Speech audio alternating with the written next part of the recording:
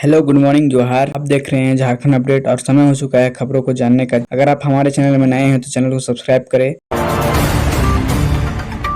Dhanbad police ने अंतर्राज्यीय bike चोरी ग्रुप को पकड़ा। धनबाद में बड़ी खबर आ रही है। पुलिस ने अंतर्राज्यीय बाइक चोरी के ग्रुप का पर्दाफाश किया। इस गिरोह के सदस्य विभिन्न राज्य में चोरी की बाइक मोटरसाइकिल को झारखंड में लाते और बेचते थे। ऑपरेशन में 16 चोरों की मोटरसाइकिल बरामद हुई। गिरोह के मुख्य सदस्य और उनकी साथी गिरफ्तार किए गए। पूछताछ में पुलिस को पता चला है कि ग्रुप की गतिविधियां कई सालों में चल रही थी। यह एक संगठित ग्रुप था। धनबाद पुलिस ने कहा है कि सफलता उनकी सक्रियता और तत्परता कार्य का प्रमाण है। स्थानीय लोग खुश हैं क्योंकि चोरी की घटनाओं में यह गिरोह लंबे समय से शामिल था। पुलिस ने चेतावनी दी कि भविष्य में किसी भी प्रकार की अपराध को बर्दाश्त नहीं किया जाएगा।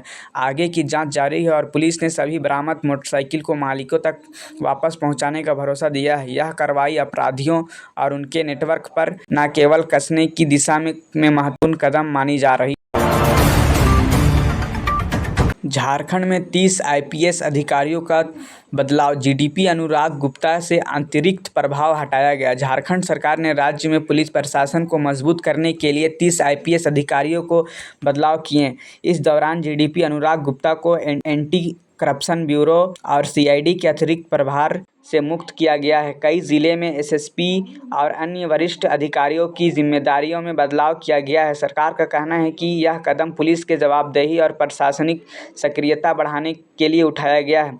अधिकारियों ने बताया है कि बदलाव क्षेत्रीय सुरक्षा, अपराध नियंत्रण और कानून व्यवस्था में सुधार के लिए जरूरी है। राज्य सरकार का मानना है कि अब पुलिस प्रशासन और भी प्रभावी तरीके से काम करेंगे। स्थानीय मीडिया रिपोर्ट के अनुसार यह बताया बदलाव पुलिस में नई ऊर्जा और संगठनात्मक सुधार आएंगे। पुलिस अधिकारियों ने जनता को भरोसा दिलाया है कि किसी भी प्रकार की देरी या असुविधा नहीं होगी। इस कदम को राज्य की सुरक्षा नीति में महत्वपूर्ण मील का पत्थर माना जा रहा है। प्रशासन ने यह भी कहा है कि आगे लगातार सुरक्षा और प्रशिक्षण कार्यक्रम चलाए जाएंगे।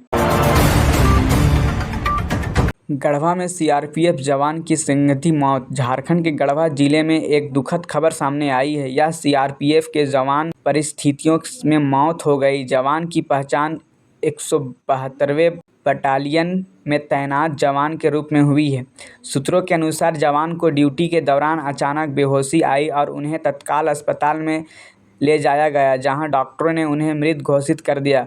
पोस्टमार्टम रिपोर्ट का इंतजार है ताकि मौत का सही कारण पता चल सके। प्रशासन ने बताया है कि परिवार को सूचना दे दी गई है और अंतिम संस्कार पूरे राज्य के सम्मान के साथ किया जाएगा। जवान की मौत से पूरा इलाका शोककुल है। साथ ही अधिकारियों ने कहा है कि घटना की गहन जांच होगी ताकि किसी भी प्रकार की लापरवाही का पता लगाया जा सके। ग्रामीणों और साथियों ने जवान को श्रद्धांजलि दी और कहा कि यह सुरक्षा बल के लिए बड़ी क्षति है। इस घटना ने राज्य में सुरक्षा बलों की चुनौतियों और स्वास्थ्य देखभाल की स्वास्थ्य पर सवाल खड़े कर दिए हैं।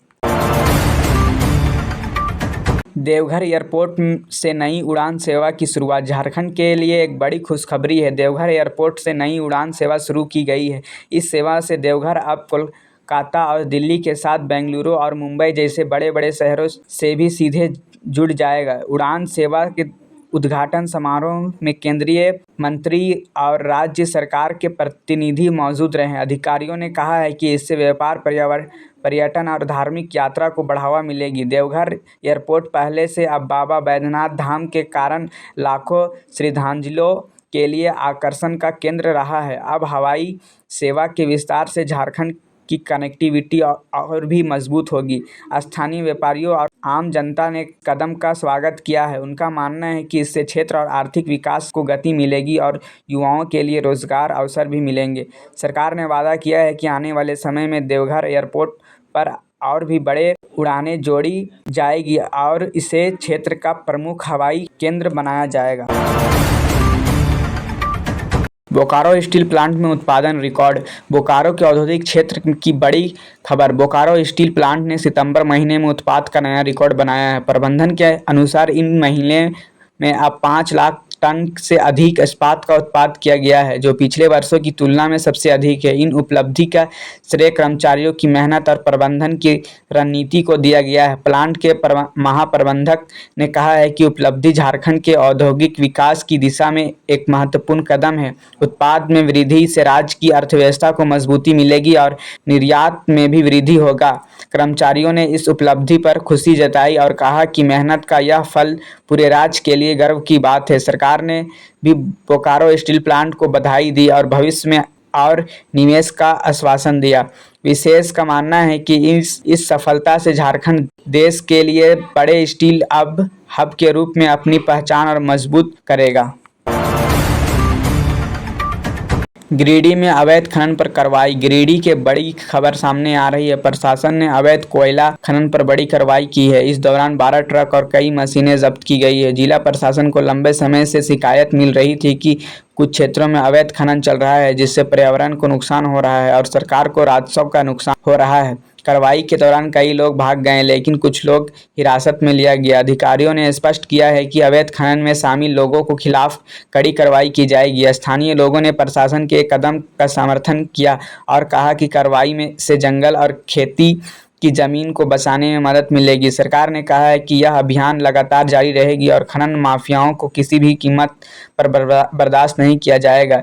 इस घटना ने साबित कर दिया है कि प्रशासन अब अवैध खनन के खिलाफ सख्त रुख अपनाने के मूड में है। रांची के विश्वविद्यालय में छात्र संघ चुनाव की तैयारी। रांची विश्वविद्यालय में इस समय छात्र संघ चुनाव की तैयारी जोर पर है। छात्र संगठनों ने अपने अपने उम्मीदवारों की घोषणा कर दी है और प्रचार अभियान शुरू हो चुका है। कैंपस के छात्र संगठन पोस्टर, बैनर और जनसभाओं के माध्यम से वोटर को आकर्षित करने की कोशिश कर रहे हैं। इस बार चुनाव खास माना जा रहा है क्योंकि कई मुद्दे जैसे फीस वृद्धि, हॉस्टल की स्थिति और लाइब्रेरी की सुविधाएं प्रमुख एजेंडा बने हैं।